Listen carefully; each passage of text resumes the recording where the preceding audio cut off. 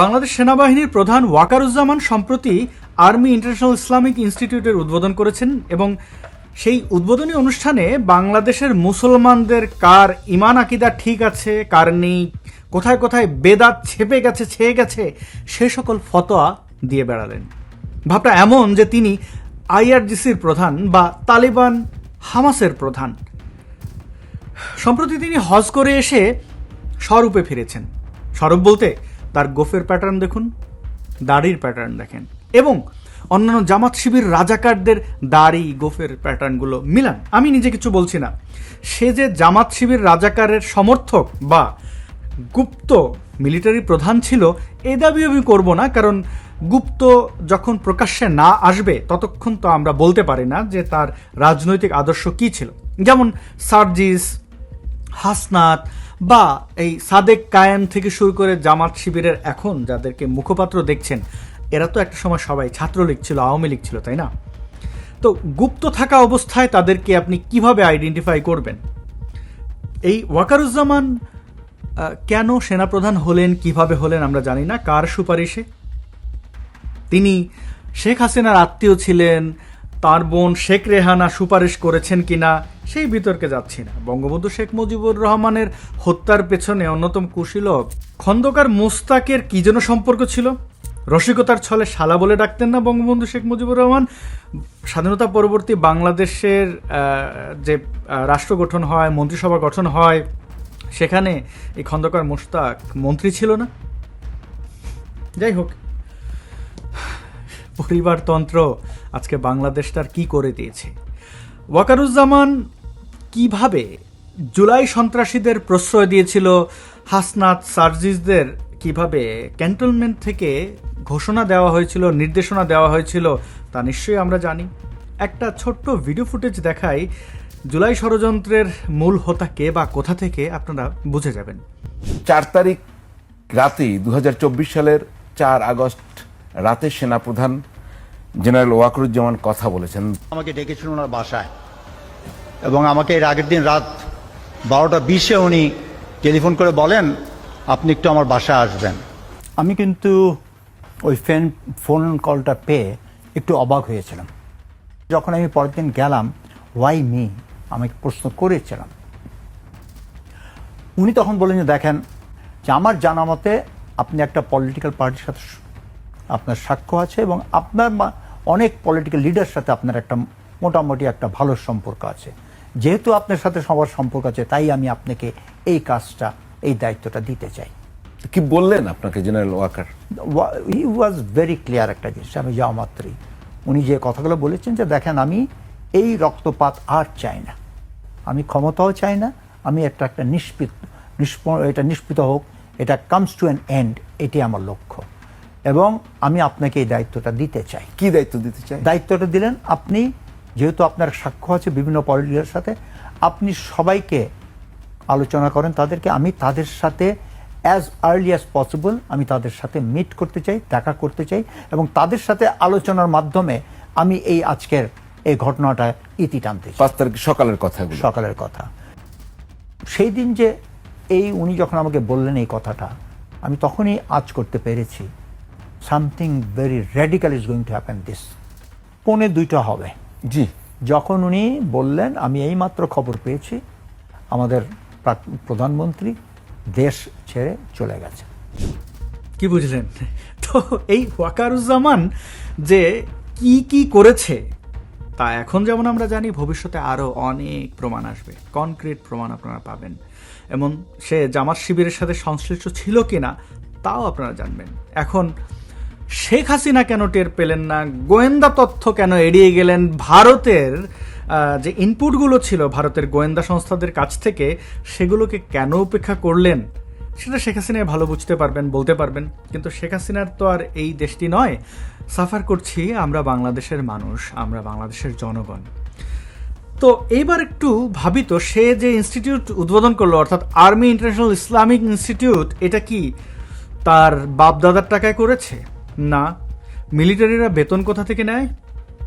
আপনার আমার ট্যাক্সের টাকায়, জনগণের ট্যাক্সের করের বড় একটা অংশ এই মিলিটারিদের পালার ক্ষেত্রে ব্যবহৃত হয়, এবং এই মিলিটারিরা কিন্তু দেশপ্রেমিক নয়। বাংলাদেশ মিলিটারি মধ্যে খুব সামান্য কিছু লোক থাকতে পারে দেশপ্রেমিক, বেশিরভাগই এরা দেশের প্রতি কোনো দায়বদ্ধতা পোষণ করে না। চাকরি করে, বেতন পাবে, পেনশন পাবে, এবং যারা অফিসার রয়েছে এরা বিদেশে পাড়ি দেয়। তো এদের কেন আপনারা পালছেন, অর্থাৎ বাংলাদেশের জনগণ, সরকার, আমি জানি না। বাংলাদেশের সাথে কার যুদ্ধ হবে? পাশের দেশ ভারত যদি বলে ওঠো তাহলে উঠবে, যদি বলে বসো তাহলে বসবে। শেখ হাসিনাকে তো এরা হত্যা করতে চেয়েছিল, এই ওয়াকার বাহিনী। শেখ হাসিনাকে বাঁচালো কিভাবে ভারত? বলেছে সুস্পষ্টভাবে যে শেখ হাসিনাকে জীবিত চাই, তাকে হত্যা করলে আমরা মিলিটারি স্ট্রাইক করব। প্যান্ট ভিজিয়ে ফেলেছিল ওয়াকার। এবার এই ওয়াকার জনগণের টাকায় আর্মি ইন্টারন্যাশনাল ইসলামিক ইনস্টিটিউট তৈরি করছে কেন জানেন?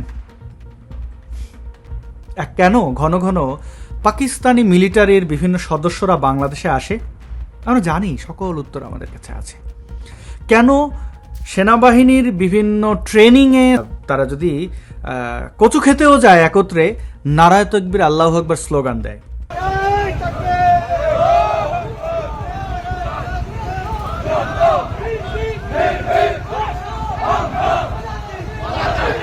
কারণ তাদের মননে মগজে হিন্দু বিদ্বেষ, ভারত বিদ্বেষ।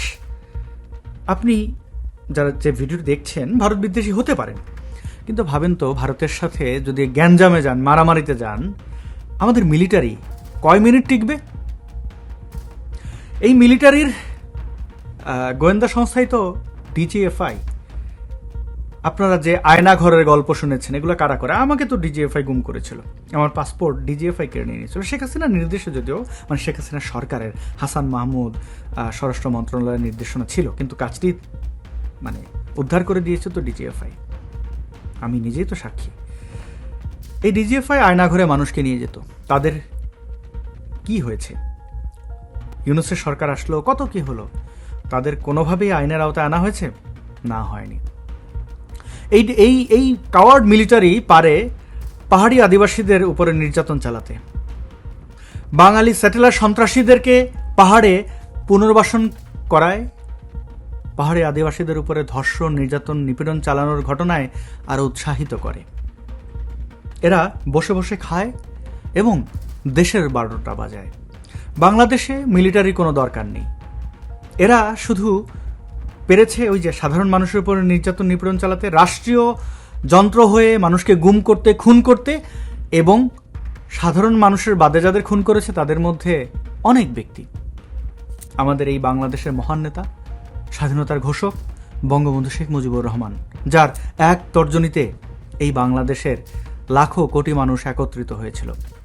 মুক্তিযুদ্ধের নেতৃত্বে যদি একক কোনো ব্যক্তিকে ক্রেডিট দেওয়া হয় তাহলে সেটি বঙ্গবন্ধু শেখ মুজিবুর রহমান। অবশ্যই এই মহান মুক্তিযুদ্ধের আমাদের স্বাধীনতা অর্জনের ক্ষেত্রে আমাদের জাতীয় সকল নেতার অবদান রয়েছে, যারা যুদ্ধ করেছেন সকল পর্যায়ের মানুষের অবদান রয়েছে।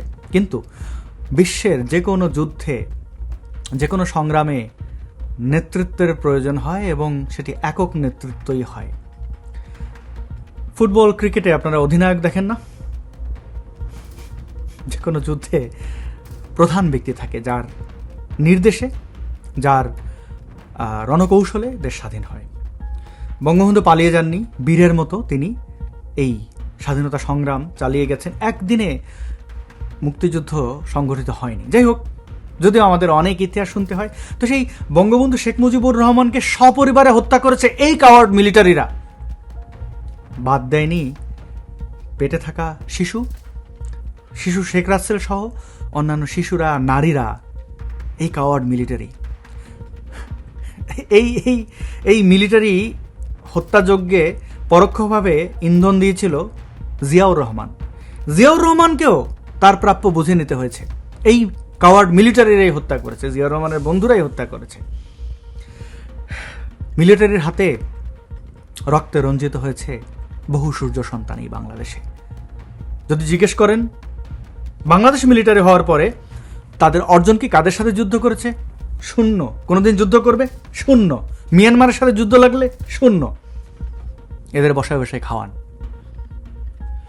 প্রিয় বন্ধুগণ, এই জামাত শিবির রাজাকারদের আসলে বীজ যে কোথায় কোথায় আছে সেটি বুঝতে গেলে আপনি বারবারই ব্যর্থ হবেন, কারণ অসৎ লোকরা গুপ্ত থাকে, তারা বিভিন্ন লেবাসে আসে।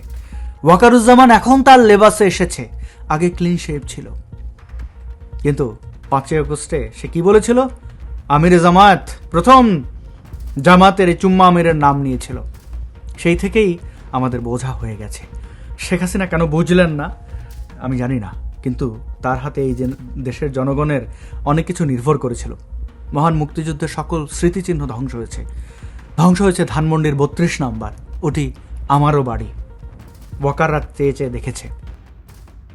বাংলাদেশের সামরিক বাহিনীগুলোর কাজ কি বা সেনাবাহিনীগুলোর কাজ কি, এই প্রশ্নটা আছে। এই প্রশ্নটার নানান উত্তর কিন্তু বাজারে আছে এবং সহজ 2-3টা উত্তর আছে যে কাজ নাই, ফলে সামরিক বাহিনী বন্ধ করে দাও।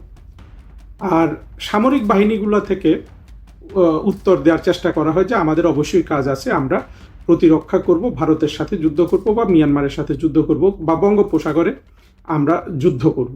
প্রত্যেকেই একটু আধটু এখানে চাতুর্যের অংশ নেয় এবং অনেকটা গায়ের জোরে নিজের লেজিটিমেসি প্রতিষ্ঠা করার চেষ্টা করা হয়।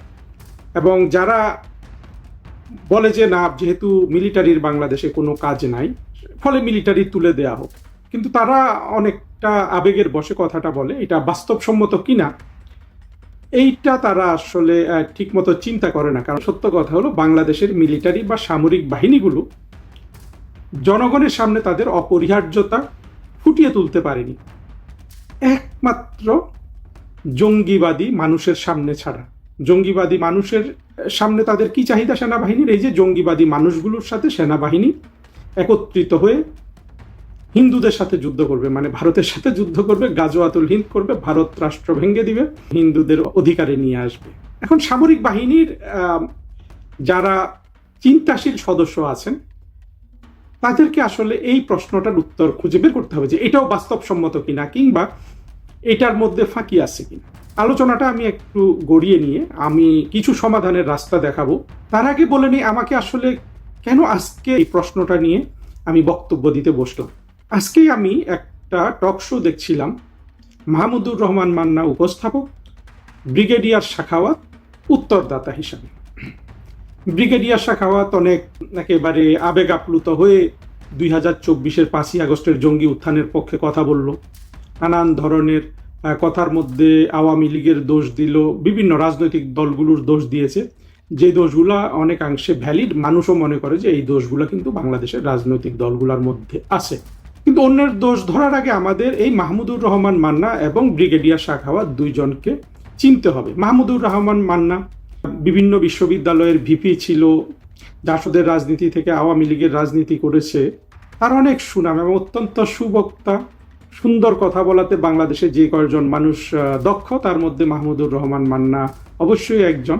এবং এই ধরনের একজন রাজনীতিবিদ যদি বাংলাদেশের মুক্তিযুদ্ধের পক্ষে থাকে এবং ভূমিকা রাখে, অন্তত কথা বলায়, আমরা তো আমাদের মুক্তিযুদ্ধের পক্ষের মূলধারায় জাতীয় অঙ্গনে মানে মান্না যে কণ্ঠ দিয়ে কথা বলতে পারে, সেই কণ্ঠ দিয়ে কথা বলাও আসলে আমরা খুব একটা পাই না যে তা না, পাই। কিন্তু মান্নার যেহেতু অনেক বয়স হয়ে গেছে, একটা ভারিক্কি অবস্থা গড়ে উঠেছে, সেই জন্য মান্না সাহেব অনেক অভিজ্ঞতা সঞ্চয় করেছে। এরকম মানুষের আসলে গুরুত্ব আছে। অন্যদিকে দেখলে দেখবেন যে তার অনেক ত্রুটি আছে। ত্রুটির মধ্যে আমরা যেটা দেখেছিলাম যে সাদেক হোসেন খোকা সাহেবের সাথে ফোনে বলছে যে লাশ পড়ে গেলে পড়ে যাক, অর্থাৎ একটা আগাগোড়া নষ্ট মানুষ যে লাশ ছাড়া কিছু ভাবতে পারে না। মানে লাশ পড়ে যাওয়াতে একটা রাজনৈতিক অভিসন্ধি ফলপ্রসূ হবে, এটা তো আসলে খুবই নিম্নমানের চোর ডাকাতের বিষয়। আসলে সেটা তো যে কোনো সুষ্ঠু সমাজে একটা সুষ্ঠু রাজনৈতিক ব্যবস্থায় কাম্য নয়। আবার রাজনৈতিক সাফল্য হিসাবে যদি আমরা মান্নাকে দেখি, মান্নার কিন্তু কোনো রাজনৈতিক সাফল্য নেই। আমরা যদি ধরেন বাংলাদেশের অত্যন্ত জনপ্রিয় তরুণ রাজনীতিবিদ রুমিন ফারহানার সাফল্যের সাথে মান্নার সাফল্য তুলনা করি, মান্নার কোনোই সাফল্য নেই। সেক্ষেত্রে কিন্তু রুমিন ফারহানার অনেক সাফল্য আছে। রুমিন ফারহানার রাজনীতিতে ভুল আছে, শুদ্ধতা আছে, সেটা ভিন্ন কথা। অন্তত একটা নির্বাচনী এলাকার মানুষের কাছে কিন্তু রুমিন ফারহানা প্রতিযোগিতা করে ইলেকশন করে উনি দেখিয়ে দিয়েছেন যে উনি কিন্তু অন্তত একটা অঞ্চলের মধ্যে, তার রাজনৈতিক নির্বাচনী এলাকার মধ্যে তিনি অপ্রতিদ্বন্দ্বী হয়ে উঠেছেন। মাহমুদুর রহমান মান্না এমনকি এটুকুন যোগ্যতাও কিন্তু জাতির সামনে কখনো দেখাতে পারেননি। আবার ব্রিগেডিয়ার সাখাওয়াত, এই লোক আমরা যেটা জানি যে খবর হিসাবে বোধহয় সত্য, সে হলো যে গম চুরি করতে গিয়ে চাকরি হারিয়েছে ব্রিগেডিয়ার হিসাবে। পরবর্তীতে নিজেকে, যেটা হয় বাংলাদেশে একটু বলতে লিখতে পারলে, সামরিক কৌশলবিদ হিসাবে প্রথম আলো ইত্যাদি পত্রিকায় কলাম লিখেছে। সে এই নাজমুল আহসান কলিমুল্লার কাছে পিএইচডি করেছে, করে নামের পাশে ডক্টরেট যোগ করেছে। সে ইউনুসের সাথে ক্ষমতা ভোগ করে তার প্রফেসরকে জেলে নিয়েছে, বা জেলে অথবা সে একজন উপদেষ্টা বা মন্ত্রী থাকা অবস্থায় তার প্রফেসরের জেল খাটা বন্ধ করতে পারেনি। বোঝাই যাচ্ছে নাজমুল হাসান কলিমুল্লার মতো মানুষ যদি ব্রিগেডিয়ার সাখাওয়াতের মতো মানুষকে পিএইচডি দেয়, বুঝতে পারছেন এটা হলো এক হাতে দেয়া আর এক হাতে নেয়া। একেবারে নিশ্চিন্তে বলে দেওয়া যায় যে ব্রিগেডিয়ার সাখাওয়াত যে রিসার্চ করেছে ডক্টরেট পাওয়ার জন্য, ওইটা যে কোনোদিন আপনি টয়লেটে ফেলে দিতে পারেন পৃথিবীতে বা একটা রাষ্ট্রে, এমনকি ছোটোখাটো কাজেও আসলে এই ধরনের পিএইচডি থিসিসের কোনো গুরুত্ব নাই। কিন্তু কলিমুল্লার দুঃখটা সে কোনোভাবেই গুছালো না। সেই কলিমুল্লাহ সাহেবের নাকি চাকরিও চলে গেছে, উনি এখন জেলে আছেন কি জেলের বাইরে আছেন সেটাও আমাদের কাছে খুব একটা পরিষ্কার নয়। শুনেছি জামিন পেয়েছেন ইত্যাদি ইত্যাদি। এবং প্রফেসর কলিমুল্লাহ অত্যন্ত ত্রুটিযুক্ত মানুষ, কিন্তু উনি যেভাবে জেল খেটেছেন ইউনুসের আমলে, সেটা তো কোনোভাবেই আসলে একজন মানুষ জেল খাটার, কোনো সভ্য সমাজে এই কারণে জেল খাটে না। আমরা দেখেছি যে কলিমুল্লাহ সাহেব এর চেয়ে অনেক বেশি সমালোচনা করে, ইউনুসের চেয়ে অনেক বেশি সমালোচনা করে, কিন্তু প্রধানমন্ত্রী শেখ হাসিনার আমলে একেবারে ফুলে ফেপে উনি কিন্তু জাতির সামনে এইসব বক্তৃতা বিবৃতির মাধ্যমে পরিচিতি পেয়েছিলেন। যদিও উনি এর আগে নির্বাচন পর্যবেক্ষক, তারপরে একজন প্রফেসর, বিশ্ববিদ্যালয়ের ভিসি, সেটাও শেখ হাসিনা সরকার নিয়োগ দিয়েছিল। সেগুলোর পরেও তার সবচেয়ে বড় পরিচিতি এসছে সে যখন সরকার বিরোধী, অর্থাৎ প্রধানমন্ত্রী শেখ হাসিনা সরকারের বিরোধী কথাবার্তা বলা শুরু করে, তখন কিন্তু তার কোনো বিপদ হয়নি। যাই হোক, এই ব্যক্তিগুলোর সম্পর্কে এত কথা কেন বললাম বুঝতে পারছি না। ব্রিগেডিয়ার সাখাওয়াত কিছু ইন্টেলিজেন্স রিভিল করেছে, যেটা আমরা আলাদাভাবেও শুনেছি, কিন্তু সে যেটা বলেছে যে বিডিআর হত্যাকাণ্ডের প্রতিশোধ নিতে আর্মি শেখ হাসিনা সরকারের বিরুদ্ধে গেছে, এবং সেনাবাহিনী প্রধান জেনারেল ওয়াকার 3 তারিখে শেখ হাসিনার সাথে বেয়াদবি করেছে। সে তার মতো করে বলেছে, আমরা বুঝতে পেরেছি যে এই লোক 3 তারিখে বেয়াদবি করে বসেছে যে সংবিধান অনুযায়ী যাবে, আসলে সংবিধান অনুযায়ী পরে কিছু যায়নি।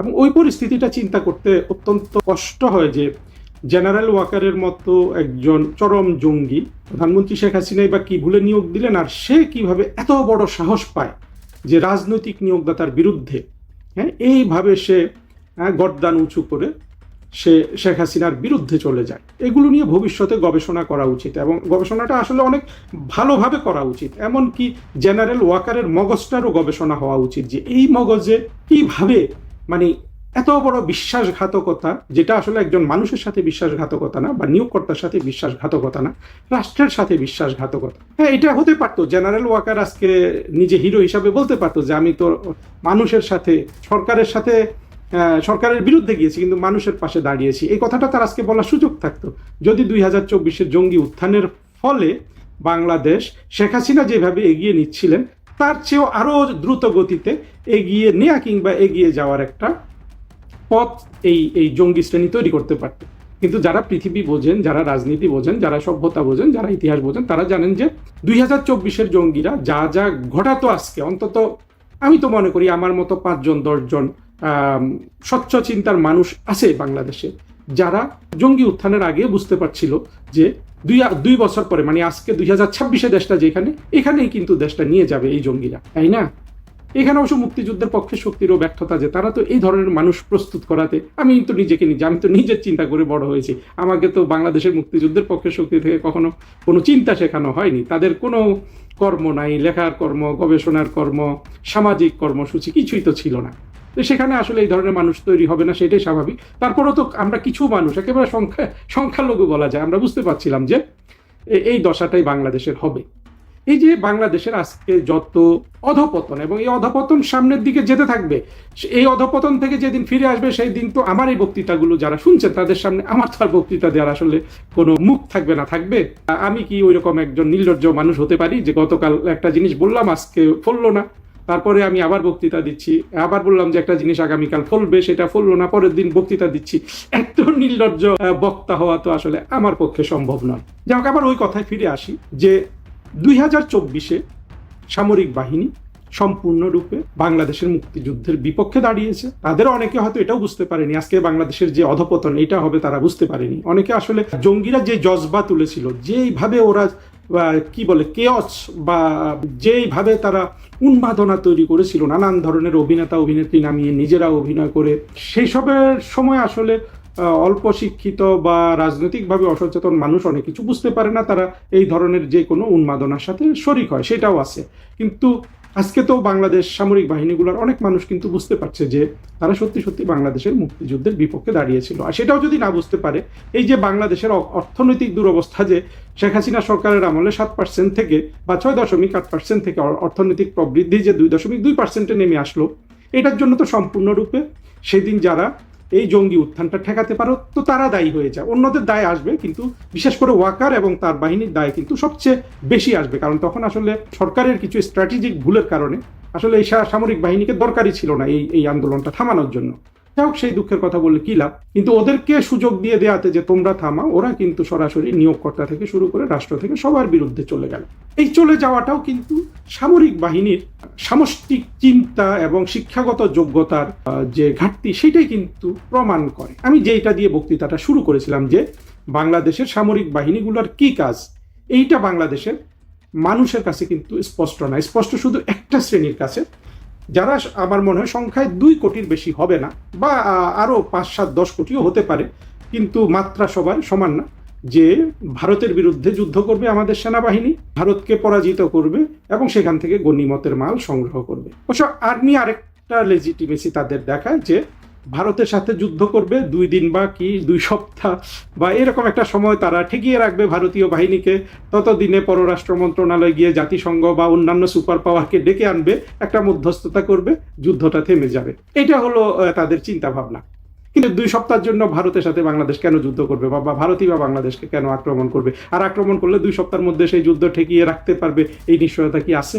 যাই হোক, আলোচনায় চলে যায় যে আসলে বাংলাদেশের সামরিক বাহিনীগুলোর লেজিটিমেসিটা কিভাবে ক্রিয়েট হতে পারে। এইটা আমি এতক্ষণ পর্যন্ত চিন্তা খোরাক দিলাম। আমি মনে করি যে আমাদের সামরিক বাহিনীগুলোকেই সৃষ্টিশীল ক্রিয়েটিভ ওয়েতে চিন্তা করে জাতির সামনে তারা যে এক্সিস্ট করার কারণ আছে সেটা তারা কিন্তু দাঁড় করাতে পারে। এখন কিছু কিছু কারণে তারা চাকরি করে, এগুলো তারা বিজ্ঞপ্তিতেও দেয়। সেনাবাহিনী চাকরির নিয়োগ বিজ্ঞপ্তিতে থাকে যে জাতিসংঘে পিস কিপিং মিশনে তারা যাবে। কত দুর্বল চিন্তা ভাবনা এবং কত ঠুনকো একটা কারণ এবং আত্মমর্যাদাহীন কারণ। সেনাবাহিনীর নিয়োগ বিজ্ঞপ্তিতে কিন্তু এটা লেখা থাকে, আমি অনেক জায়গায় দেখেছি, এবং ওরা কাগজে লেখে, ওয়ালে সেটা রাখে। কত দুর্বল চিন্তা ভাবনা এই ওয়াকার বাহিনীর। এত দুর্বল চিন্তা ভাবনা থেকে কিন্তু ওয়াকারের মতো একটা পরিপূর্ণ জঙ্গি উৎপাদিত হয়েছে। তার তো আসলে আর কোনো কাজ নাই, তার তো চিন্তার কোনো ক্ষেত্র নাই, চিন্তার বিকাশের কোনো জায়গা তার নাই। এখন আমরা দেখলাম যে এই ওয়াকারি বিভিন্ন ইসলামিক সেন্টার গড়ে তুলছে, অর্থাৎ মাদ্রাসা, মূলত বলা যায় যে সামরিক বাহিনীর অভ্যন্তরে তারা মাদ্রাসা প্রতিষ্ঠিত করছে। সামরিক বাহিনী সবচেয়ে বড় লেজিটিমেসি মানুষের চোখে, আমি সেনাবাহিনী বা সামরিক বাহিনীগুলো সদস্যদের উদ্দেশ্যে কিন্তু আমার আবেদন জানাচ্ছি, বাংলাদেশের মানুষের কাছে তাদের সবচেয়ে বড় লেজিটিমেসি কিন্তু ওই জায়গাটায়, যে আমাদের যদি প্রাকৃতিক দুর্যোগ হয় সেখানে দেখা যায় যে সামরিক বাহিনীগুলো যথেষ্ট তড়িৎ পদক্ষেপ নেয়। আমরা অনেক জায়গায় দেখেছি, সেই যে কোনো ঘূর্ণিঝড়, বন্যা, আগুন লাগা কিংবা বিল্ডিং ভেঙে পড়া, রানা প্লাজা, সব জায়গায় কিন্তু আমরা এটা দেখেছি যে মানুষ কিন্তু তখন একটা অনুভব করে যে না, আমাদের সেনাবাহিনী এই ধরনের প্রাকৃতিক দুর্যোগে আমাদেরকে রক্ষা করে। এটা কিন্তু সেনাবাহিনীর, অর্থাৎ বাংলাদেশের সব মানুষের চোখে এইটা এখন পর্যন্ত একমাত্র যৌক্তিক এবং বৈধ লেজিটিমেসি। দেখুন, আমি অত্যন্ত সৎভাবে কথা বলছি, সামরিক বাহিনীর সদস্যদের বলছি। পাশাপাশি আরেকটা কথা বলে দিই যে আমাদের সেনাবাহিনী কি দরকার, এই প্রশ্নটা আসলে ওইভাবে না করে সেনাবাহিনীকে আমরা এই মর্যাদাটুকু দেই যে কোনো রাষ্ট্রের একটা প্রতিরক্ষার বা সম্মানের গৌরবের প্রতীক সামরিক বাহিনীগুলো। সাধারণত সামরিক বাহিনী নাই, বিশ্বে তো এমন দেশ খুব কম, বেশিরভাগ দেশেরই কিন্তু একটা না একটা সামরিক বাহিনীগুলো আছে। ইউরোপের দিকে আমরা যদি তাকাই, ইউরোপে তো এখন আর কোনো দেশের সাথে যুদ্ধ করে না। পশ্চিম এশিয়ার দিকে যদি আমরা তাকাই, একেবারে পশ্চিম এশিয়ার সবগুলো দেশের মধ্যে প্রত্যেক দেশের সামরিক বাহিনী আছে, তারা তো কেউ কারোর সাথে যুদ্ধ করে না। আজকে সামরিক বাহিনীগুলোকেই আসলে ওই জায়গাগুলোতে মনোযোগ দিতে হবে, যেসব দেশ যুদ্ধ করে না তারা কিভাবে তাদের দেশের জনগণের সামনে সেই সামরিক বাহিনীগুলো নিজের লেজিটিমেসি ক্রিয়েট করে। হ্যাঁ, একটা হতে পারে যে তারা সাম্রাজ্যবাদী অন্য দেশে যুদ্ধ করে, সেটা তো আসলে সেটা আমেরিকার জন্য সত্য, কিন্তু স্পেনের জন্য তো সত্য না। আমি এক্সাম্পল হিসাবে বললাম, কিন্তু স্পেনের তো সামরিক নৌ 3টা বাহিনী আছে, বা স্পেনেরও যেহেতু সমুদ্রের পাশে তার একটা কারণ থাকতে পারে। সুইজারল্যান্ডের কি কারণ থাকতে পারে সামরিক বাহিনী থাকার? এখন যেমন মনে হচ্ছে যে সামরিক বাহিনী রেইজি করা হচ্ছে কি বলে যে জাতিসংঘে পিসকিপিং মিশনে পাঠানোর জন্য। এটা কিন্তু সামরিক বাহিনী ভালোভাবে জানে যে এই পিসকিপিং মিশনের বাজেট প্রতি বছর কমে আসে, ভবিষ্যতে একদিন পিসকিপিং মিশন নাও থাকতে পারে, বা এমন পরিমাণে থাকবে যে আমাদের এত কম সংখ্যক সামরিক বাহিনীর লোকজন ওখানে যাবে যে সেটা আসলে কোনোভাবেই আর তাদের জন্য লাভজনক হবে না। ফলে এই জায়গাটা এখনই এই লাভের কথাটা বাদ দিয়ে দিতে হবে। আরেকটা জায়গায় মানুষের সন্দেহ আছে, বাট তারা কাজ করে, যেটা হলো সামরিক বাহিনী অনেক ব্যবসা বাণিজ্য করে, রাষ্ট্রই তাদেরকে দেয় রাস্তা বাড়ানো কিংবা ডেভেলপমেন্ট প্রজেক্ট দেয়, এরকম আমরা জেনেছি যে অনেক কিছু তারা করেছে। এইটা অনেকটা পাকিস্তানের নকল করা জিনিস, এবং বাংলাদেশের সামরিক বাহিনীগুলো মূলত পাকিস্তানের পদ্ধতিতে কিন্তু তারা চিন্তা করে। এইখানেও সামরিক বাহিনীর নেতৃত্বকে এগিয়ে আসতে হবে যে আসলে কি আমরা পাকিস্তানের মতো একটা রাষ্ট্র হতে পারবো, যেখানে সামরিক বাহিনীগুলো থাকবে রাজনৈতিক শক্তির চেয়ে শক্তিশালী। আর সেই ব্যবস্থা কি পাকিস্তান রাষ্ট্র হিসাবে এগিয়ে গেছে? এমন একটা ধর্মীয় রাষ্ট্র ক্রিয়েট করেছে যে পৃথিবীর বৃহত্তম ভিখারি শ্রেণী তৈরি করেছে। বাংলাদেশের মানুষ পাকিস্তানের মানুষের চেয়ে অশিক্ষিত, জমিদার শ্রেণীর চেয়ে, কিন্তু বাংলাদেশের মানুষের একটা অতি দরিদ্র মানুষেরও রাজনৈতিক অধিকার বোধ কিন্তু পাকিস্তানের যে কোনো ওই যে প্রজা শ্রেণী, আমি যেটা বলি 80% প্রজা শ্রেণী বা জমিদারের কর্মী শ্রেণী, তাদের যে কোনো মানুষের চেয়ে কিন্তু বাংলাদেশের মানুষের রাজনৈতিক অধিকার বোধ বেশি। এই রকম রাজনৈতিক অধিকার বোধ সম্পন্ন জাতিতে বাংলাদেশের সামরিক বাহিনীগুলো কি পাকিস্তানের আদলে নিজেদের যদি প্রতিষ্ঠা করে সেটা কি টেকসই হবে? আরেকটা জিনিস বাংলাদেশের মানুষ সামরিক বাহিনীগুলোর কাছে সবসময় প্রত্যাশা করে, যেহেতু আমাদের রাষ্ট্রটা 2 ভাগে বিভক্ত, অর্থাৎ একটা মুক্তিযুদ্ধের পক্ষের মূল ধারা, আরেকটা হলো মুক্তিযুদ্ধ বিরোধী আর জঙ্গি মৌলবাদী পাকিস্তানি সেকুলার ধারা। এই 2 ভাগে বিভক্ত হলে যে কোনো রাজনৈতিক বিবাদে 2 পক্ষই আশা করে যে সামরিক বাহিনী তাদের পক্ষ নেবে, এবং সামরিক বাহিনী যতবার মুক্তিযুদ্ধের পক্ষে নিয়েছে ততবার কিন্তু তার লেজিটিমেসি দীর্ঘমেয়াদে বেড়েছে। যতবার তারা মুক্তিযুদ্ধ বিরোধীদের পক্ষে গেছে ততবার কিন্তু তাদের লেজিটিমেসি প্রশ্নবিদ্ধ হয়েছে, অন্তত আন্তর্জাতিকভাবে বা গভীরতর দৃষ্টিতে। সহজ দৃষ্টিতে তো আসলে আমার কাছে মইনি আহমেদের পদক্ষেপ প্রশংসিত, জামাতের শফিকের কাছে ওয়াকারের পদক্ষেপ প্রশংসিত, কিন্তু এর ঊর্ধ্বে গিয়ে সেনাবাহিনীকে ভাবতে হবে যে এখানে একটা মুক্তিযুদ্ধ হয়েছিল, এখানে রাষ্ট্রের একটা স্বপ্ন ছিল কেমন রাষ্ট্র হবে, সেটা আধুনিক গণতান্ত্রিক রাষ্ট্র। সেগুলো কিন্তু সামরিক বাহিনীর নেতৃত্বকে ভাবতে হবে। তারা ভাবার মতো তাদেরকে আসলে পরিবেশ দেয়া হয় নাই, এটাই আমরা সার্বিকভাবে বুঝি। কারণ সামরিক বাহিনীর যে অবস্থা, বিশেষ করে ওয়াকার গত 2 সপ্তাহে, ওয়াকার তো হয়তো 1 বছর পরে চলে যাবে, কিন্তু শেষ বয়সে এসেছে যেটা দেখাচ্ছে, এই রকম মোটামুটি একেবারে একটা মাদ্রাসার সে বা রাজনৈতিক দলের নেতা হিসাবে সে আবির্ভূত হবে, এটাও কেউ কেউ বলছে যে জামাতের ভবিষ্যৎ আমির। কিন্তু সার্বিকভাবে তো এটা কোনো সুস্থ সামরিক বাহিনী বা সেনাবাহিনী প্রধান করে না, আমাদের অতীতের কেউ তো করে নাই। এমনকি সবচেয়ে বড় জঙ্গি হিসাবে যাকে দেখলাম ইকবাল করিম ভুঁইয়া, সেও তো সেনাবাহিনী প্রধান থাকতে করেনি, এখনো কিন্তু প্রকাশ্যে সে করছে না যা কিছু জেনারেল ওয়াকার যেগুলো করছে। আরেকটা জিনিস আমাদের দেখা দরকার, প্রশ্ন আকারে রাখছি, সেটা হলো সামরিক বাহিনী পুলিশ বাহিনীর সাথে একটা প্রতিদ্বন্দ্বিতা লিপ্ত। এই জায়গা থেকেও কিন্তু সামরিক বাহিনী পুলিশ বাহিনী দুটোকে কিন্তু ভাগ হয়ে যেতে হবে। রাষ্ট্রের অভ্যন্তরীণ শৃঙ্খলায় ভবিষ্যতে আর কখনো অন্তত মুক্তিযুদ্ধের পক্ষের শক্তিকে যেন সামরিক বাহিনীকে ব্যবহার করতে না হয়, সেই দিকটা খেয়াল রাখতে হবে। পুলিশ বাহিনীকেও সামরিক বাহিনীর সাথে কারণে অকারণে ঝগড়াঝাটিতে যাওয়া চলবে না। দুটো আলাদা, দুটোর কাজ আলাদা। আসলে আমি যেটা সংক্ষেপে বলতে চাই, আমি আপনাদেরকে সামরিক বাহিনীর সদস্যগুলোকে চিন্তার খোরাক দিলাম। আমার মনে হয় আপনারা সুচিন্তার মাধ্যমে বের করবেন যে আপনারা যেন গোটা জাতির কাছে, অন্তত একটা বড় অংশের কাছে, আপনারা যে এই রাষ্ট্রের জন্য জরুরি সেটা আপনারা প্রতিষ্ঠিত করতে পারেন। আমি মনে করি যদি আপনারা ক্রিয়েটিভ ওয়েতে চিন্তা করেন তাহলে এটা প্রতিষ্ঠিত করতে পারবেন, এবং এটা প্রতিষ্ঠিত করলে মানুষের মনে আর ওই প্রশ্ন থাকবে না যে বাংলাদেশের সামরিক বাহিনীগুলোর কাজ কি। শুধু জঙ্গিদের কাছে আপনাদের লেজিটিমেসি থাকবে যে কোনো মূল্যে ভারতের সাথে যুদ্ধ করা। যুদ্ধ যদি কোনো কারণে করতে হয় সবার সাথে করবে, কিন্তু আসলে যুদ্ধ করার জন্য সামরিক বাহিনী আমাদের মতো দেশের ভূরাজনৈতিক লোকেশনে থেকে সেভাবে চিন্তা না করে আরো ক্রিয়েটিভ ওয়েতে চিন্তা করা যেতে পারে। আমাদের একটা বড় প্রয়োজন আছে বঙ্গোপসাগরে আমাদের প্রতিরক্ষা ব্যবস্থাকে সুদৃঢ় করা। সেখানেও যদি আমরা যুদ্ধ দিয়ে পিকচারটা কল্পনা করি, সেখানেও কিন্তু আমাদের জোট দরকার, অর্থাৎ অন্য কোনো দেশের সাথে এলাই হয়ে থাকা দরকার, অথবা নিরপেক্ষভাবে এমনভাবে থাকা দরকার আমাদেরকে সবাই যেন সুইজারল্যান্ডের মতো ট্রিট করে। বাংলাদেশকে তো বঙ্গবন্ধু বলেছিলেন যে এটা হবে পূর্ব দিকের সুইজারল্যান্ড। আমরা তো সেই রকম একটা আমাদের জিওগ্রাফিক্যাল লোকেশনটা কিন্তু সেটা, কিন্তু আমরা মেধা দিয়ে, কূটনীতি দিয়ে, প্রজ্ঞা দিয়ে সেই জায়গাটা জাতিটাকে আমরা কিন্তু নিতে পারলাম না। এখন এটা নিতে গেলে সামরিক বাহিনী যদি মনে করে যে সুইজারল্যান্ড হয়ে গেলে আমাদের বাতিল করে দিবে, সেভাবেও চিন্তা করার দরকার নেই। সামরিক বাহিনী সবসময় থাকবে, কিন্তু তাদেরই এমনভাবে ক্রিয়েটিভ ওয়েতে চিন্তা করতে হবে এবং রাষ্ট্রে অতিরিক্ত খবরদারি করা যদি তারা বন্ধ করে, সেখানেও কিন্তু একটা লেজিটিমেসি বেড়ে যায়, এটা কিন্তু কমে না। জোর করে ভয় দেখিয়ে বন্দুক আছেই বলে যে কোনো একটা অবস্থান নিয়ে হঠকারিতা করা, কোনোটাই কিন্তু লেজিটিমেসি কিন্তু সামরিক বাহিনীগুলো বাড়ায় না। আমার মনে হয় আমি যথেষ্ট চিন্তার খোরাক দিতে পেরেছি। আনসার হয়তো পুরোটা দিতে পারিনি, এই আনসার ক্রিয়েট করতে হবে রাষ্ট্রকে এবং সামরিক বাহিনীগুলোর লিডারশিপকে।